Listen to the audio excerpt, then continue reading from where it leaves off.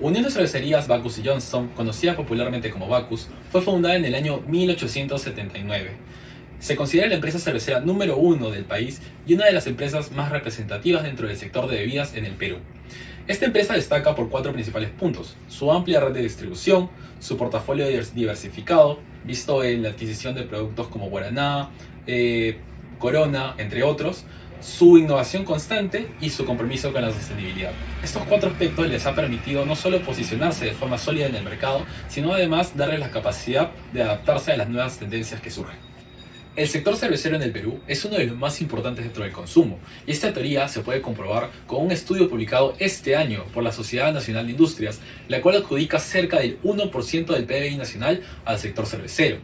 Este sector está dominado principalmente por Bacchus, y esto se puede evidenciar en su liderazgo durante los años 2022 y 2023, en los cuales ha logrado un 97% de la producción, orientando el mercado más a lo que sería un monopolio. Y si bien han surgido nuevas empresas cerveceras artesanales o incluso marcas como Budweiser, la presencia de Bacchus sigue siendo lo suficientemente dominante para permitirle no solo influir en los precios, sino también en los canales de distribución y en el marketing que se realiza. En cuanto a la evaluación financiera de la empresa, tenemos el análisis horizontal y vertical de los estados de resultado.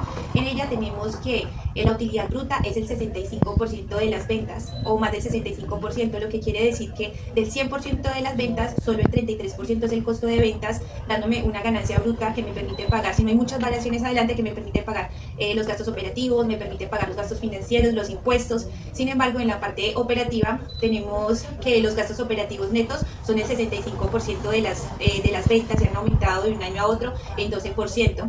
Y finalmente tenemos la utilidad neta. La utilidad neta es del 33%. Si bien es cierto, es una buena utilidad, podemos analizar en el estado de resultados que no solo proviene de la parte operativa, sino que proviene de gran parte de la participación subsidiaria y del crecimiento del 62% de los ingresos financieros. Para el análisis vertical y horizontal del estado de situación financiera, tenemos que del total del activo, el 72% pertenece al activo no corriente y el 27% pertenece al activo corriente.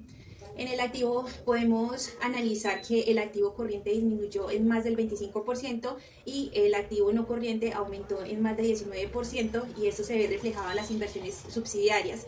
En cuanto al pasivo, tenemos que el pasivo a corto plazo representa más del 70% del pasivo, y el otro porcentaje se lo lleva el pasivo no corriente. Sin embargo, podemos ver en este estado que se han ido pagando muchas de las deudas que tiene la empresa, por ende contrastamos con el ERI que los gastos financieros han disminuido. En cuanto al patrimonio, tenemos que los resultados acumulados en el 2024 son el 88% del total del patrimonio.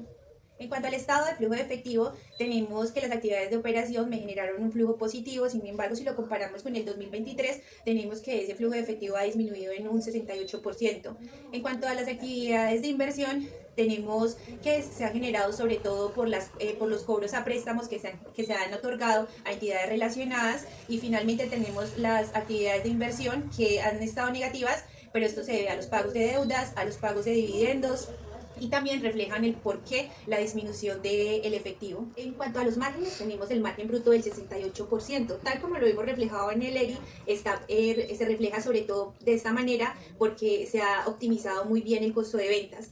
En cuanto al margen operativo, tenemos un margen positivo del 1.72. Sin embargo, si lo comparamos con el 2023, que fue el 6%, nos podemos dar cuenta que ha disminuido considerablemente. Y finalmente tenemos el margen neto, que si bien es cierto es del 33%, es un buen número, es positivo. Este bien se deriva más de las inversiones subsidiarias que de la actividad principal de la empresa. El ROA de Bacchus para el 2024 fue del 15% aproximadamente. Si lo comparamos con el del sector, que fue 5.90, nos damos cuenta de que la empresa, a comparación de los competidores, presenta una buena ganancia por sus activos.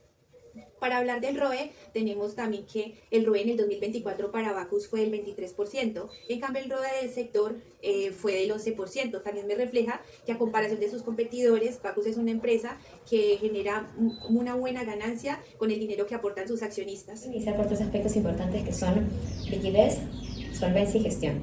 Iniciando con ratios de liquidez y respondiendo a la pregunta: ¿la empresa se encuentra apta para cumplir con sus compromisos inmediatos? Iniciando con los ratios de liquidez general, en el 2024 obtuvimos un resultado de 1.13. Y esto quiere decir que la empresa tiene un poco más de un sol para cubrir cada sol de deuda a corto plazo. Si bien puede cubrir en su totalidad sus deudas, La empresa tiene un margen bastante mínimo de seguridad y esto quiere decir que frente a cualquier complicaciones como retrasos en cobranzas o menos ingresos, su liquidez se va a ver afectada. Y observando la prueba ácida con un resultado de 1.02, pudimos detectar que la empresa no depende necesariamente de sus inventarios, porque aquí lo excluimos, y eso es bueno porque no depende de sus activos menos realizables, pero al poder observar la prueba defensiva con un resultado de 0.13, nos dimos cuenta que la empresa, con su efectivo, con su caja, no va a poder cumplir con sus obligaciones inmediatas. Entonces, si la empresa por A o B motivo cierra sus operaciones, no va a poder solamente cubrir su totalidad con su caja. Vamos a explicar el ratio de solvencia haciendo una pregunta. ¿Está bien financiada la empresa en el largo plazo? Iniciando con el grado de endeudamiento, tuvimos un resultado de 0.33 y esto quiere decir que la empresa tiene una parte relativamente pequeña que está financiada con deuda externa. Y esto se contrasta un poco con la información de grado de propiedad, que obtuvimos un resultado de 0.67%, que nos quiere decir que los activos de la empresa está financiada con recursos propios, se sostiene con el capital propio. Y esto es importante porque también muestra una estabilidad y una confianza para los inversionistas y además tiene una base patrimonial que respalda sus operaciones. En cuanto a endeudamiento patrimonial, también es moderado porque quiere decir que por cada sol de patrimonio hay menos de un sol en deudas. Su resultado fue de 0.49. Y finalmente la cobertura del activo fijo, que nos muestra que los activos a largo plazo, como maquinaria, los edificios o plantas, están siendo financiados con recursos a largo plazo. Es decir, que no se va a necesitar pagar deudas en el corto plazo o deudas inmediatas. Y por último, ratios de gestión. Nos haremos esta pregunta: ¿qué tan eficiente es la empresa en su operación diaria?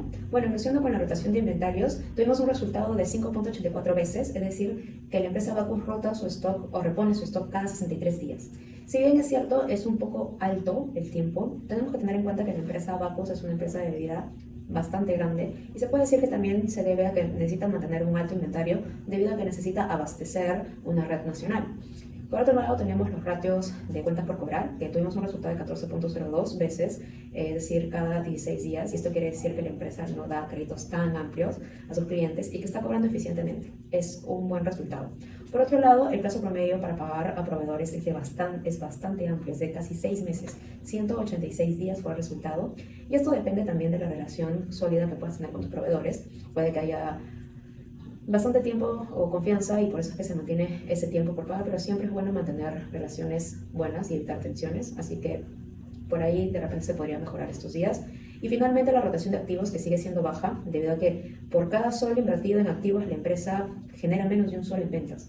Entonces es un punto que se puede mejorar utilizando eficientemente el uso de sus equipos, de sus recursos asignados a lo que es operativo. Si analizamos el EBITDA, la empresa se encuentra en una situación desfavorable, puesto que se redujo en un 68%, y esto nos indica que la empresa genera cada vez menos dinero con sus actividades principales de operación. Esto es señal de que para los inversionistas el negocio es cada vez menos rentable, e incluso si nos referimos también a lo que es el EBIT, encontramos que este bajó en un 74%.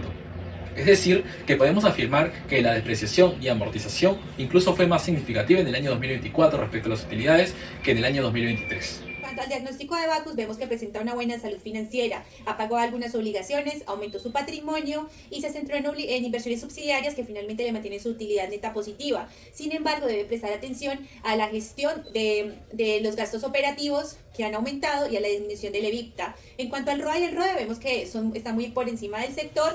Sin embargo, hay que prestar cuidado a la liquidez general, que si bien es cierto es de 1, es decir, que me dice que me va a cubrir una vez mis deudas a corto plazo, es muy ajustada, teniendo en cuenta que aumentaron los días de cobranza. Por ende, también tengo que prestar atención al área de créditos. El análisis financiero de Bacus representa oportunidades de mejora en 3 principales puntos. Si bien la utilidad neta creció, esta se debe principalmente a ingresos no operativos, lo cual puede resultar poco sostenible. Además, el margen operativo cayó, esto se debe a mayores gastos, lo que refleja una menor eficiencia dentro de la empresa. Y por último está la preocupante caída del flujo de caja operativo. Ante estas 3 problemáticas, recomendamos principalmente optimizar los costos, mejorar la gestión del capital de trabajo y por último reforzar y mejorar la disponibilidad de efectivo líquido en la empresa.